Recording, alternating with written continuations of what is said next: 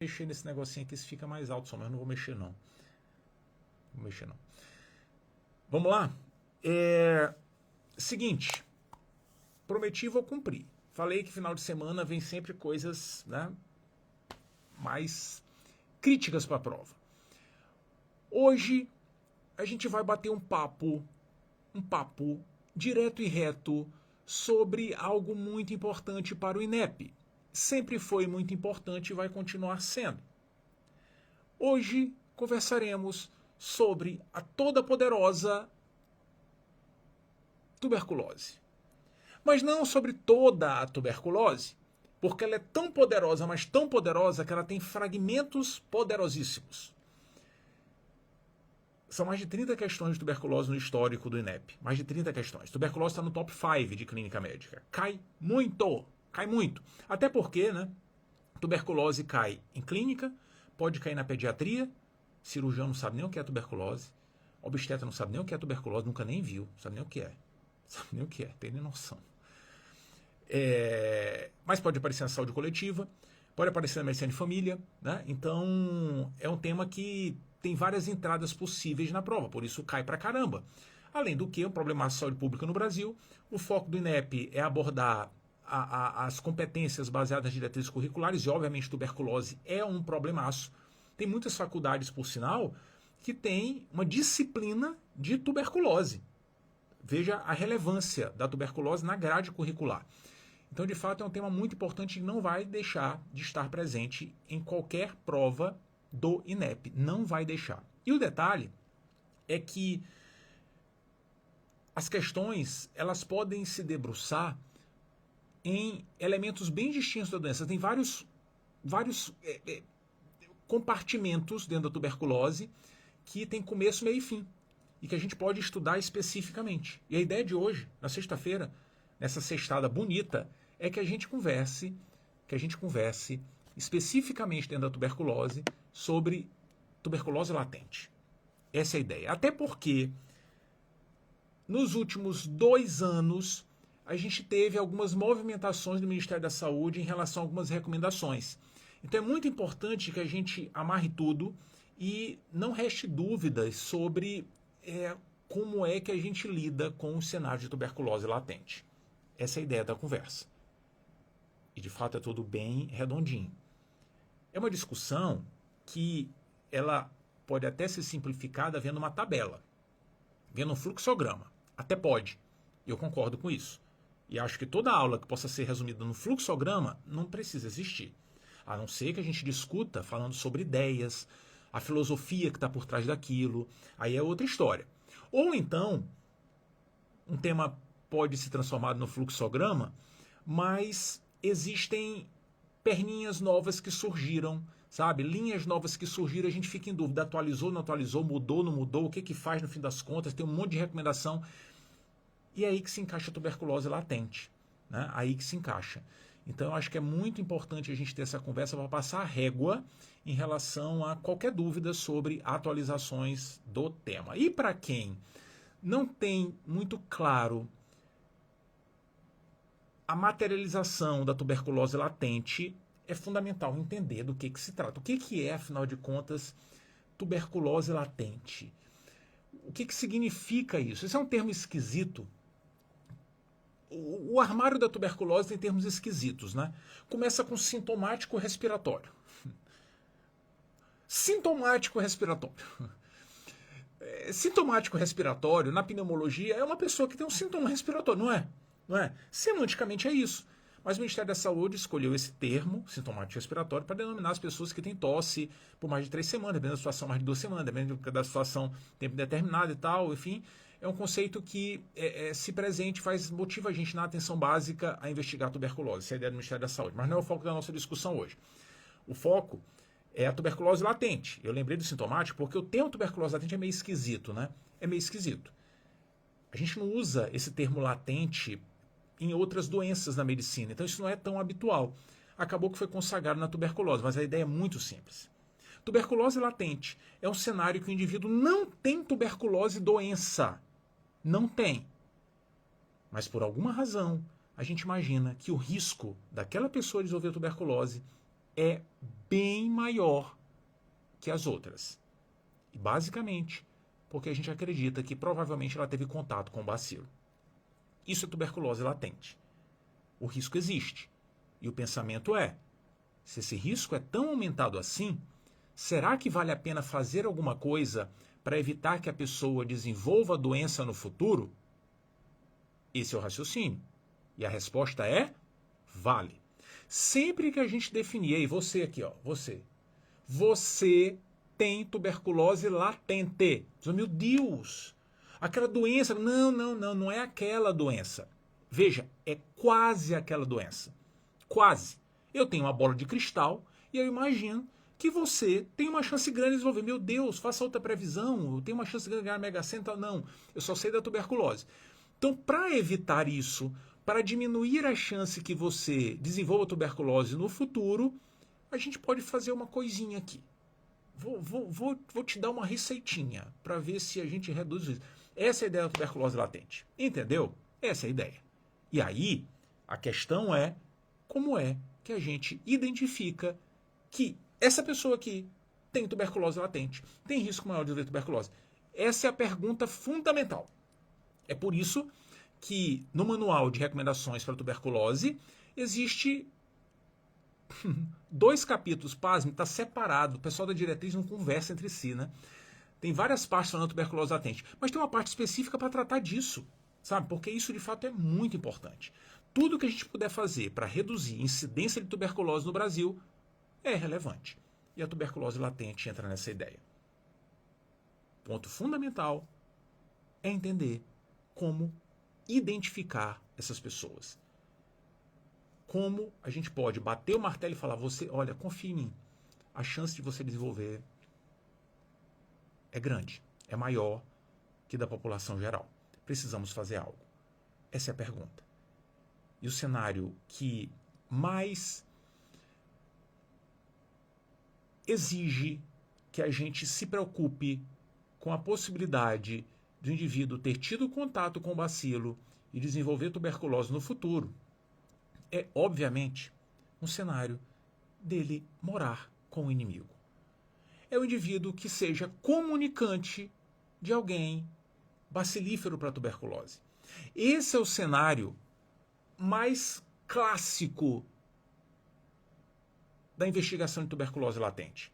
Porque ali, veja, eu estou dormindo com o inimigo, morando com o inimigo, caramba! A possibilidade de eu também estar infectado é muito maior, concorda? Então esse é o cenário que mais exige nossa atenção e é o cenário mais clássico associado à tuberculose latente. Existem outras situações que a gente vai se preocupar com isso também. Por exemplo, imagine uma pessoa que vive no Brasil. Tuberculose no Brasil está em todo canto. Em todo canto. Está aqui, está ali, está aí do teu lado. Olha para o lado aí. Olha para o lado. Olha para a direita. Não, para a outra direita. Olhou? Pode estar aí a tuberculose. Não vá brigar com a pessoa. Não brigue com a pessoa, não. Mas no Brasil, sabe, a doença está por aí. Só que, obviamente, né, a tendência de todos nós é a gente ter contato com o bacilo e ficar tudo bem. Ficar tudo bem.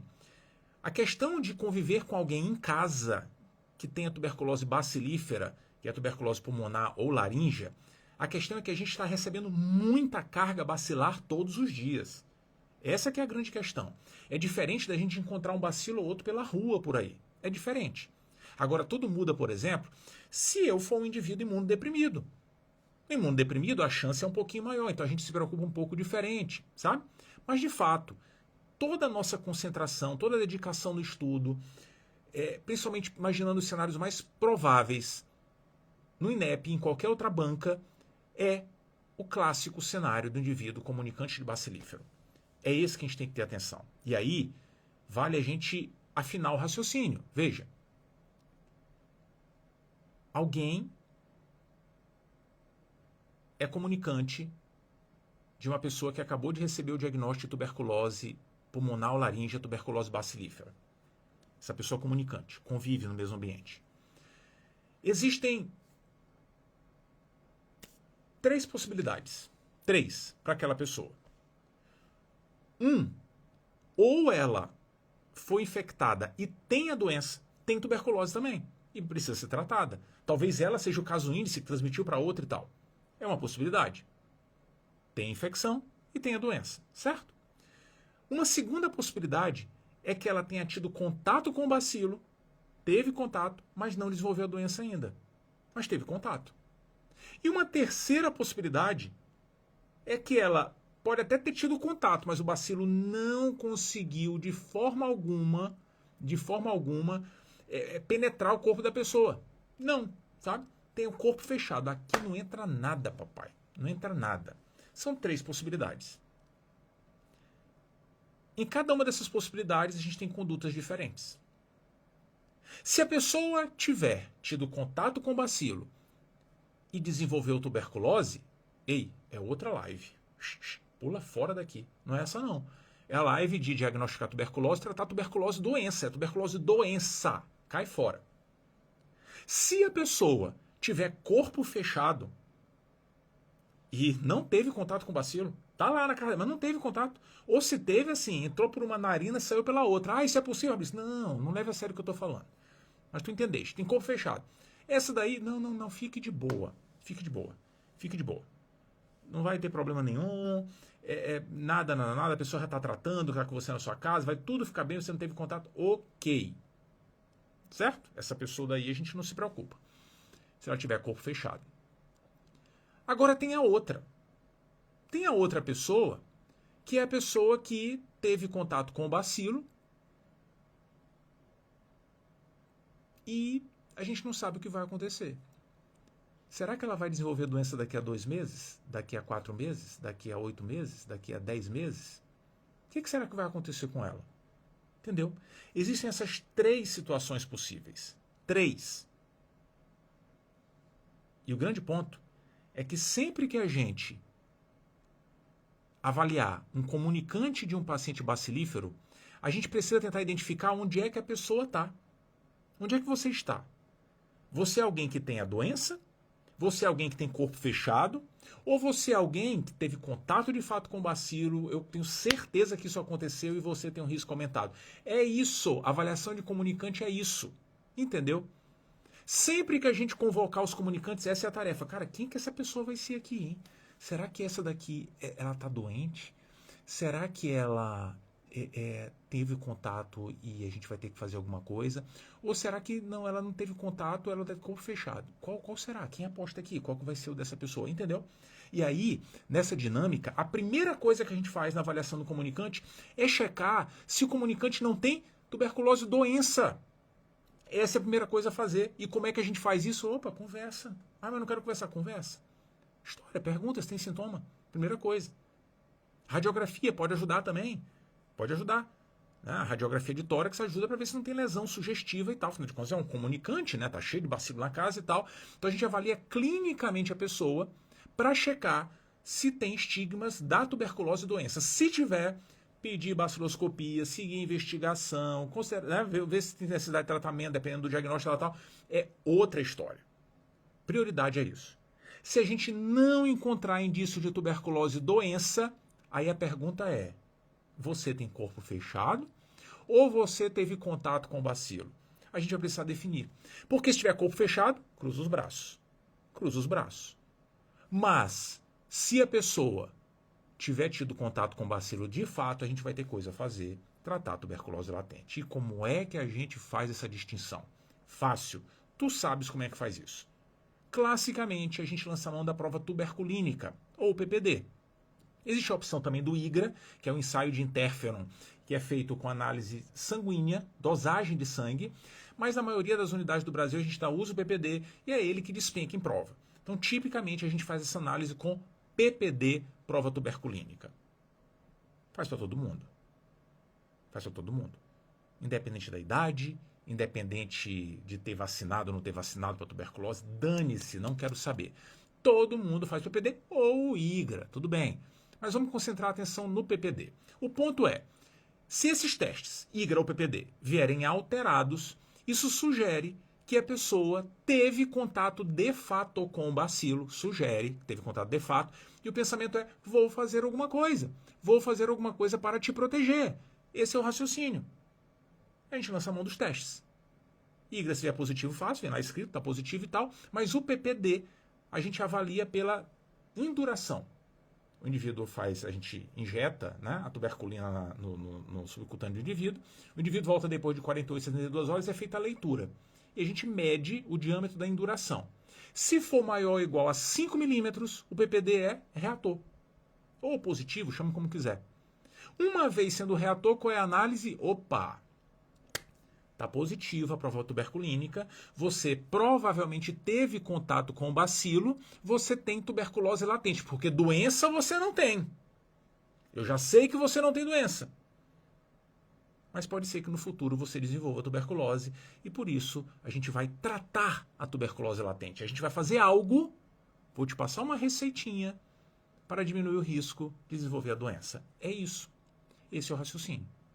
O mesmo vale, obviamente, se o IGRA for positivo. Essa é a ideia. Ah, Fabrício, e se o PPD vier não reator? Vier de 4 milímetros, 3 milímetros, 2 milímetros, 1 milímetro ou 0 milímetros? Se vier não reator, a pessoa provavelmente não teve contato com o bacilo, né? Provavelmente não teve contato. Tá negativo, não é? Esse ponto? Pois é. Provavelmente. Pode ser que não tenha tido contato. Pode ser. E a gente vai dizer, ó, você tem corpo fechado, tá negativo, aqui o PPD não foi reator. Só tem um pequeno detalhe. Um pequeno detalhe que é importante. É que o PPD avalia a resposta imune celular contra o bacilo da tuberculose. A resposta imune celular, através de linfócito na tuberculose, gerando a formação de granuloma, é tudo que a gente precisa para combater o bacilo. Bem feita, bem feita. O PPD avalia se a gente começou a ter alguma resposta imune celular, que não quer dizer que a gente vai vencer a doença, não quer dizer. Mas é o básico da resposta imune contra a tuberculose. Se a gente tiver o PPD reator, é sinal que talvez a gente conheça o bicho. Esse é o pensamento. Só que o detalhe é que ela não começa assim de uma hora para outra. Ela demora até 2 meses, em alguns casos, para se desenvolver. Ou seja, imagine um cenário que João, filho de Maria, que tem tuberculose bacilífera, veio hoje para ser avaliado. João não tem sintomas de tuberculose. A radiografia de João é normal. Então eu penso, doença não tem. Vou avaliar o PPD. E aí a gente faz o PPD e o PPD vem não reator de João, que é filho de Maria, que tem tuberculose. Tudo bem. O que isso quer dizer? Que João não teve contato com o bacilo. Não, isso quer dizer que João não tem ainda resposta imune celular contra o bacilo. É isso que o PPD quer dizer. Mas pense comigo. Se pode demorar até 2 meses para a resposta surgir, e se João tiver inalado um bacilo de Maria pela primeira vez ontem? Ou antes de ontem? Se ele teve contato para valer, sabe, se Maria chegou lá, e João, vem cá rapidinho, meu filho, vem cá. Mamãe vai dar uma toceira na tua cara. Sabe? Ontem. E aí ele inalou uma quantidade absurda de bacilo ontem. A prova tuberculínica não será positiva. Ela vai continuar, não deu tempo ainda. A resposta imunicelular demora em alguns casos para aparecer. Entendeu? Para evitar esse equívoco, se a prova tuberculínica vier negativa, sabe o que a gente faz? Pede para a pessoa voltar. Quando? Depois de 2 meses. Por quê? Porque ela pode demorar até 2 meses. Entendeu? Muito legal, né? Na verdade, pode ser até em 1 mês e meio, sabe? Mas enfim, a regra, 2 meses. 2 meses está ótimo. Pede para voltar em 2 meses. E aí, quando voltar, o que a gente vai fazer? Primeiro, checa de novo se não tem doença, tem sintoma, não tem sintoma, tal. Não tem nada. Vamos fazer de novo prova tuberculínica. A gente repete o PPD. Repete. Vai fazer a leitura de novo. Para ver se surgiu a resposta imune celular. Só que aí tem uma diferença. Tem uma diferença. É que a gente está injetando um antígeno no braço da pessoa pela segunda vez. Só de fazer um PPD de novo, veja, só de fazer de novo a mesma coisa, o indivíduo já vai reagir mais. Isso é normal, né? Quer fazer um teste? Vai no posto amanhã, faz um PPD, semana que vem faz de novo, faz de novo, faz de novo. O que tu vais observar é que, independente de conhecer o bacilo da tuberculose, a resposta imune vai aumentar. Só por conhecer o antígeno que está sendo injetado ali. Então, a cada dia que passar, vai vir mais reação, até o braço cair. Entendeu? Então, só de fazer de novo o teste, já é esperado que aumente um pouquinho. Por conta disso, a análise desse segundo PPD não é com os 5 milímetros. Não, não é. A gente faz a análise avaliando o quanto que aumentou o PPD. Se o PPD aumentar mais que 10 milímetros, a gente chama isso de conversão do PPD, provavelmente João teve contato com o bacilo de Maria. Entendeu? Essa é a ideia.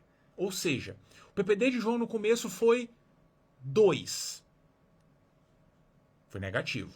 Nada a fazer por enquanto. João, vá para casa. Volte daqui a 2 meses. João voltou daqui a 2 meses. O novo PPD de João agora foi 15. De 2 para 15, variou 13. É mais do que 10. Teve conversão. João, você tem tuberculose latente. Tudo por conta daquela escarrada que sua mãe deu na sua cara, menino. Entendeu? Tem tuberculose latente. Vou te dar uma receitinha. Para diminuir a chance de que você desenvolva tuberculose no futuro. Entendeu? Ai, Fabrício, e se não variar mais do que 10? Ah, tá bom já de PPD, né? Dá um abracinho, João. Né? João, valeu, foi legal, gostei da sua história aí, da escarrada que Maria deu, mas, cara, vida que segue. Entendeu? É isso. É isso. Esse é o alinhamento global da avaliação dos indivíduos comunicantes de bacilífero da tuberculose latente. Tem uma diferença que o Ministério coloca no fluxograma do adulto para a criança, né? Tem uma diferença que é uma besteira, que não vai cair em prova. Mas é só porque tem gente que deve estar convulsionando essa hora. Eu já sei como é que é. Ai, você não falou da diferença que está lá no fluxograma. Eu sei como é que é. Mas é que, papai, não é um ponto crítico, sabe? Não é. A diferença é a seguinte, no fluxograma, do adulto para a criança, que não vale um post. Não vale um post de preto aquilo lá. Não vale. A diferença é que, no adulto, o Ministério recomenda assim, quando a pessoa chegar ao comunicante, avalie os sintomas e tal, se tem sintoma suscetível de tuberculose. Se não tiver sintoma, não faça radiografia ainda não. Não faça, espere um pouquinho. Faça primeiro o PPD. Se o PPD vier positivo, vier reator, aí sim faça a radiografia. Tudo para economizar recurso. Essa é a ideia do Ministério. Entendeu? A gente deixar para fazer a radiografia só tendo visto que a pessoa teve contato com o bacilo. Aí faz a radiografia para confirmar que não tem doença. Entendeu? Na criança, o Ministério sugere, no fluxograma, que a gente já faça direto a avaliação clínica e peça a radiografia. Porque como a criança é falso bacilar, às vezes pode não ter muito sintoma, a gente já faz a radiografia, não dá para esperar o PPD para fazer a radiografia. Recomendação do Ministério, mas que isso, na prova, numa prova objetiva, o examinador não vai pegar esse ponto, cara. Isso é uma bobeira, sabe? Isso é uma bobeira. O mais importante é entender o que a gente faz se for reator, o que a gente faz se for não reator, o indivíduo tem que retornar, a gente avalia a conversão e define, tem ou não tem tuberculose latente. Isso é importante, porque se tiver tuberculose latente, vou te dar uma receitinha. O objetivo é diminuir o risco de ter tuberculose no futuro. E o grande detalhe é que essa jossa dessa receitinha, o tempo inteiro tem novidade. Ah, se tem. Veja, atenção.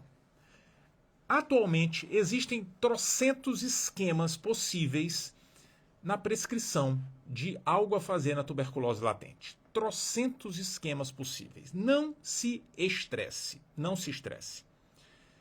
A gente pode oferecer para o indivíduo isoniazida isolada, rifampicina isolada, a associação de isoniazida com o primo pobre ou rico da rifampicina, a rifapentina, ou também a associação de rifampicina com isoniazida. Jesus! Pois é, tem um cardápio. Qual que você quer aqui? Ó? Tem essas opções todas. Qual que você quer? Veja, todas essas opções são opções razoáveis, são opções interessantes. Não está errado, sabe? Não está errado fazer uma. Não está errado. Mas o Ministério tem a sua prioritária.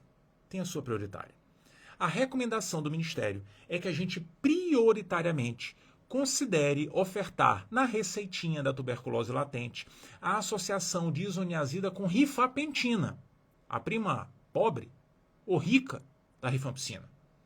E por que o Ministério sugere esse esquema? Porque ele é o mais cômodo do ponto de vista posológico. Esse esquema é utilizado com uma tomada semanal por 3 meses. Acabou-se. É muito bom.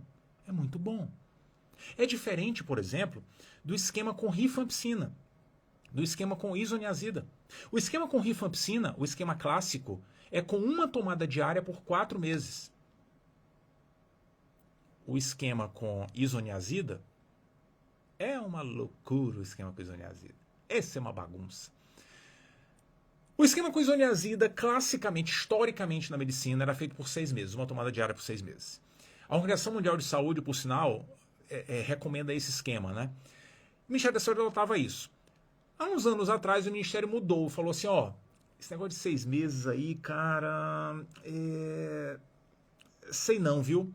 Esse negócio de 6 meses, sei não. Esse negócio de 6 meses eu acho que não é uma boa, não. Vamos mudar? Ao invés de ser 6 meses, vai dar 180 doses, vamos mudar para 270 doses, que vai dar 9 a 12 meses se a pessoa não tomar regularmente. Esse, por muito tempo, passou a ser o esquema que o Ministério mais recomendava, isoniazida por 9 meses ou 270 doses. E a pessoa podia ali, espaçando, chegar até 12 meses. Mas veja, o de 6 meses também não está errado. A Organização Mundial de Saúde sugere, o Ministério até pontua no manual, sabe? Não tem um erro grave. É uma alternativa.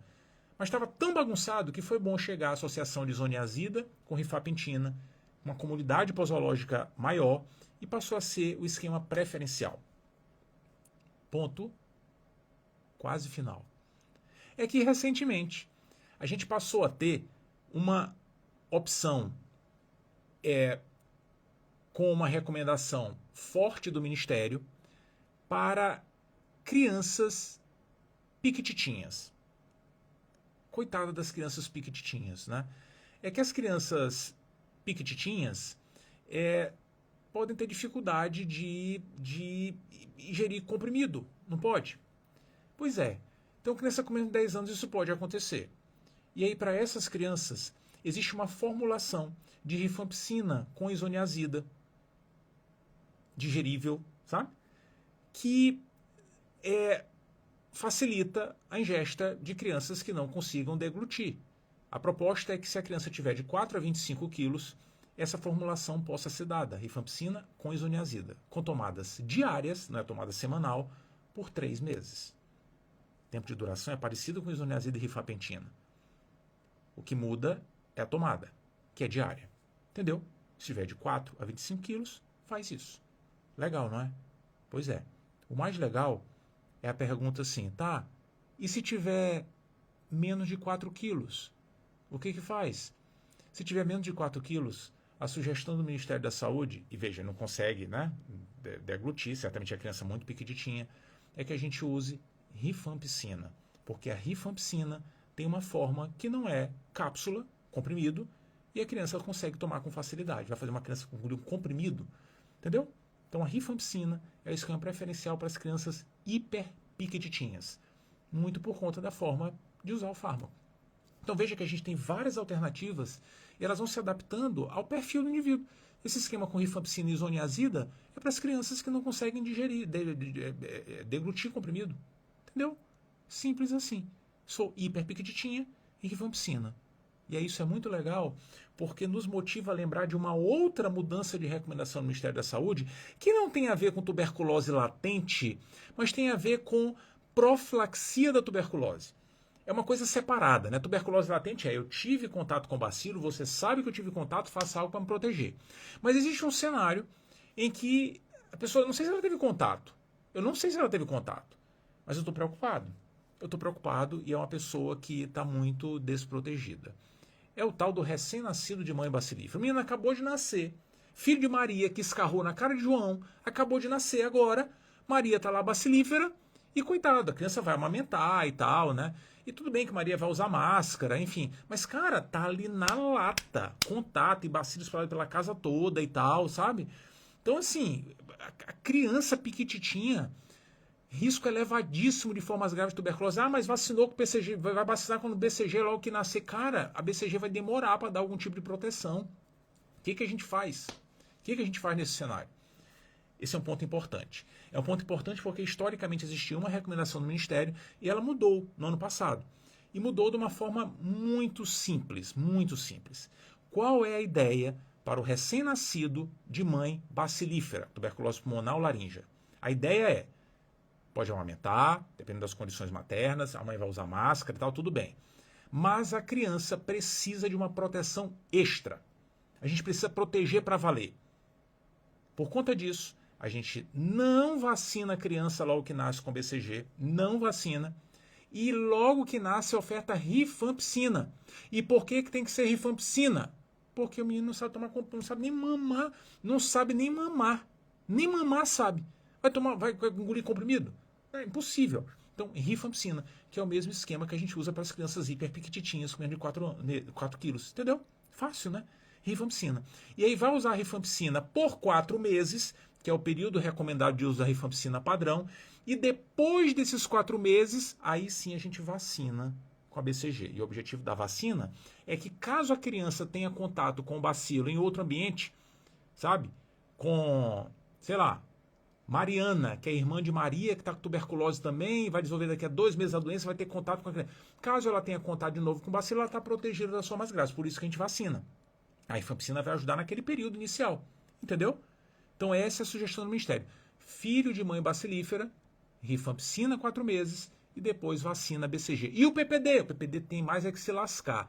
Não entra PPD nessa jogada. Não tem PPD.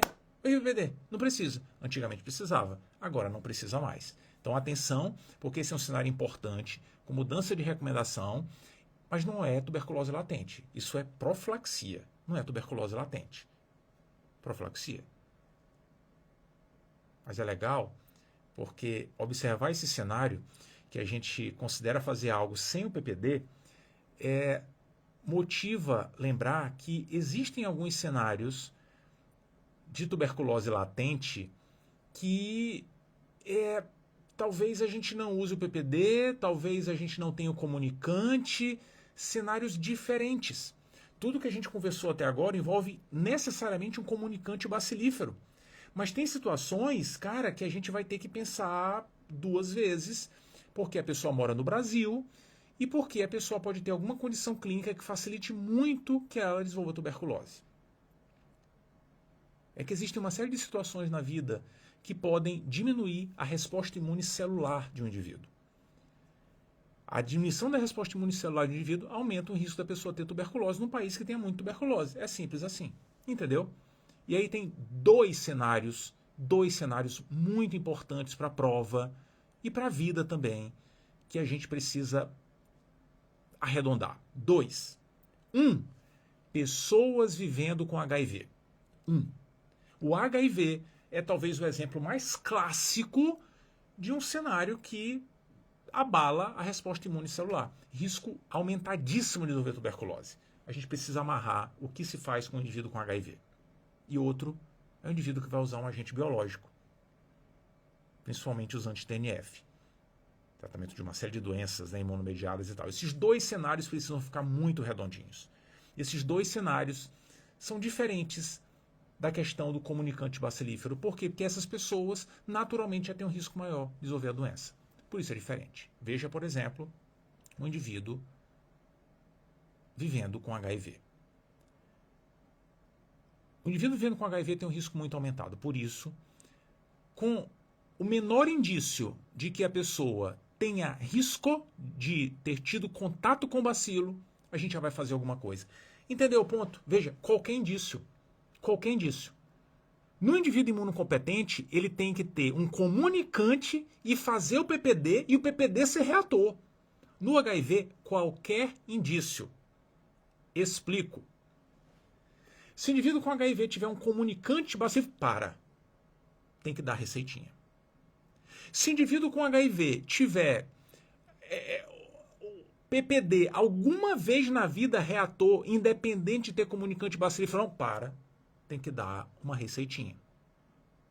Se o indivíduo com HIV sonhou um dia que teve tuberculose, e ele não teve queixa, mas ficou uma cicatriz na radiografia do indivíduo, estrias atelectásicas no lobo superior, cicatriz, e nunca teve tuberculose, vai tomar uma receitinha. Deve ter tido contato com o bacilo, combateu, deixou a coisa controladinha ali, mas teve contato.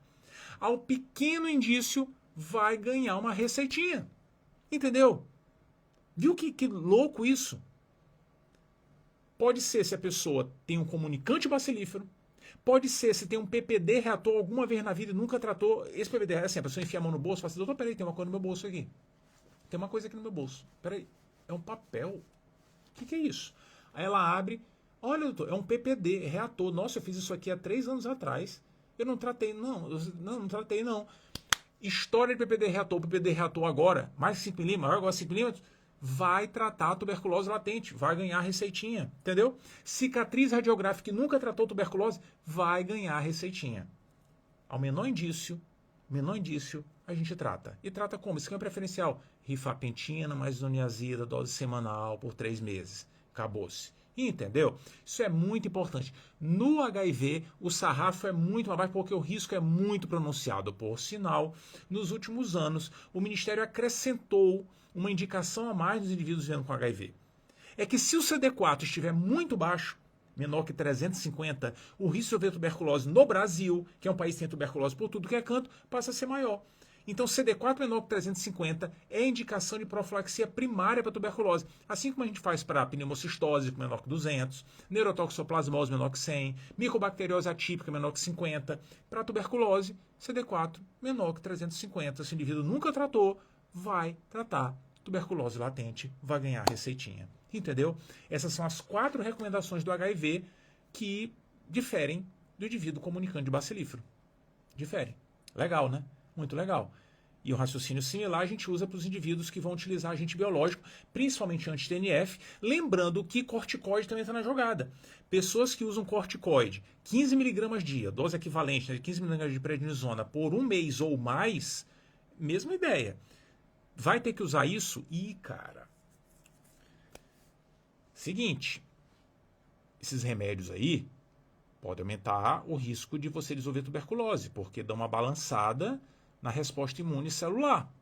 Dão uma balançada. E aí o que a gente faz? Independente da pessoa ter comunicante ou não, a gente faz prova tuberculínica ou então o IGRA. Faz. Se a prova tuberculínica vier reatora, maior ou igual a 5 milímetros, ou IGRA positivo, vai ganhar receitinha. Vai ganhar. E qual é o objetivo? O objetivo da receitinha é assim, cara, talvez você tenha tido contato com o bicho, a gente vai tratar para evitar que você desenvolva doença quando começar a tomar o remédio. Entendeu? A regra até é que se for positivo, a gente comece a tratar a tuberculose latente e depois de mais ou menos 1 mês comece o agente biológico. Essa é a regra, a não ser que a doença seja muito grave, né? A doença que a pessoa precisa tratar, aí pode começar o agente biológico logo na lata. Mas se não, espera um pouquinho, começa a tratar a tuberculose latente, espera um tico lá na frente, inicia o agente biológico. Agora, se o teste vier negativo, PPD veio negativo, precisa voltar em 2 meses para repetir? Não, ele não é comunicante de ninguém. Precisa voltar para repetir. Não precisa. A gente só quer saber se a pessoa já teve contato com bacilo alguma vez na vida, porque ela vai tomar um remédio que vai baixar a defesa imune celular. E aí, se ela tiver um bacilozinho aqui ou acolá no corpo, que está contido ali, com granuloma, na hora que tomar um anti-TNF, o granuloma vai ficar frouxo e a pessoa pode desenvolver a doença. Entendeu? Esse é o ponto. Esses, sem dúvida, são os tópicos mais importantes na dinâmica da tuberculose latente. Quando a gente vai lá ler o capítulo, tem um monte de informações adicionais. Por exemplo, tem outros grupos que a gente considera também o tratamento da tuberculose latente, mesmo sem ter contato com o paciente bacilífero. Por exemplo, só para citar como exemplo aqui, indivíduo tabagista de verdade, carrega mais de um maço ano, o indivíduo diabético, o indivíduo que tem a neoplasia de cabeça e pescoço, o indivíduo com silicose, são cenários que o risco de desenvolver tuberculose é maior, sabe? Essas pessoas, se tiverem um PPD maior ou igual a 10 milímetros, outro corte, 10 milímetros, tem indicação de receber receitinha. Só que as provas habitualmente não se debruçam nisso. O INEP não teria, imagino eu, mau gosto a ponto de explorar essa parte da tabela, essas recomendações mais pontuais, sabe? Eu acho que o que a gente precisa se concentrar mesmo é no comunicante de bacilífero, no recém-nascido de mãe bacilífera e nos contextos HIV e uso de agentes biológicos. Esse tem que ser o nosso foco, de fato, tem que dominar essas mensagens e a gente não passar aperto de jeito nenhum, mas de jeito nenhum mesmo. Essa era a conversa que a gente precisava ter hoje, uma conversa importante sobre tuberculose latente e estou esperando os prints, viu? Estou esperando os prints, sem careta, por favor. E amanhã,